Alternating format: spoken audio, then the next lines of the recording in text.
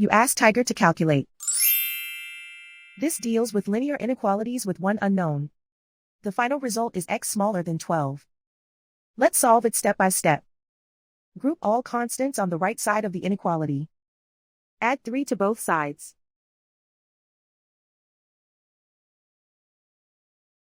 Simplify the arithmetic.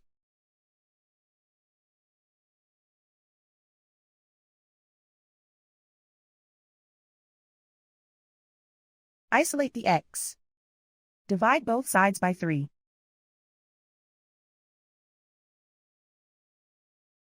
Simplify the fraction.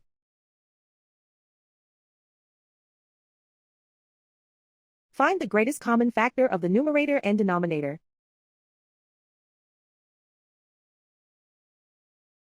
Factor out and cancel the greatest common factor.